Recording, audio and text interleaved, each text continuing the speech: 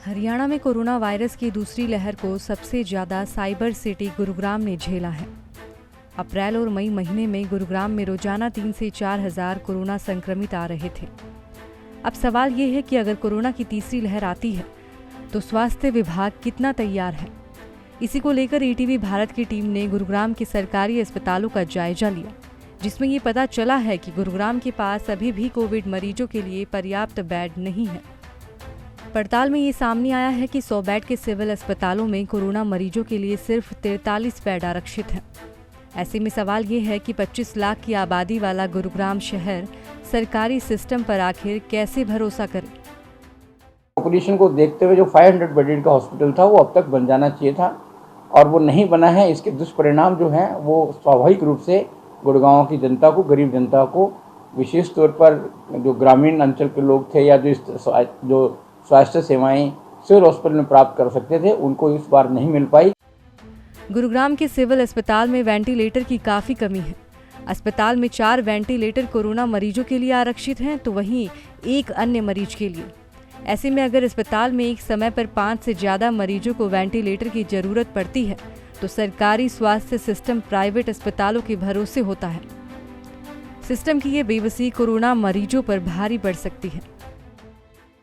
देखिए, सरकार को अपनी व्यवस्थाएं दुरुस्त करने की आवश्यकताएं हैं, जो कि नहीं है।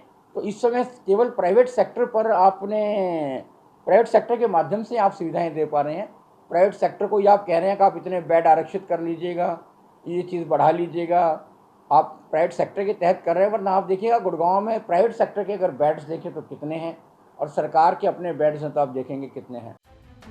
अस्पताल में भर्ती कोरोना मरीजों की देखरेख में कई मेडिकल उपकरणों की जरूरत होती है, जैसे oximeter, BP monitor, CT scan machine.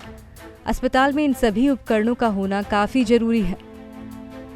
इसी को लेकर हमारी टीम ने स्वास्थ्य विभाग के अधिकारी से बात की है। डॉक्टर जयप्रकाश ने बताया कि सिविल अस्पताल में जरूरी मेडिकल उपकरणों की कोई कमी नहीं है। मेडिकल इक्विपमेंट किस सेंस में बात कर रहे हैं आप?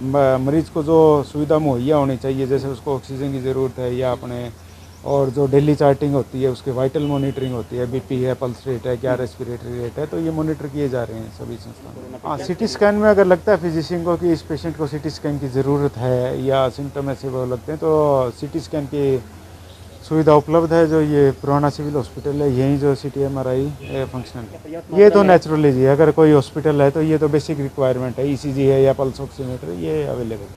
ये बात सच है कि अभी कोरोना संक्रमण पर काफ़ी हद तक ब्रेक लगा हुआ है। संक्रमण की भी रफ्तार काफ़ी कम हुई है। लेकिन एक सच ये भी है कि अगर कोरोना की तीसरी लहर आती है तो उसके लिए अभी गुरुग्राम स्वास्थ्य विभाग बिल्कुल तैयार नहीं है। साइबर सिटी में स्वास्थ्य ढांचे को काफ़ी मजबूत करने की ज़रूरत है, क्योंकि अगर हेल्थ सिस्टम ऐसे ही चलता रहा तो तीसरी लहर में हालात काफ़ी भयावह हो सकते हैं। गुरुग्राम से ईटीवी भारत हरियाणा के लिए करण जयसिंह की रिपोर्ट।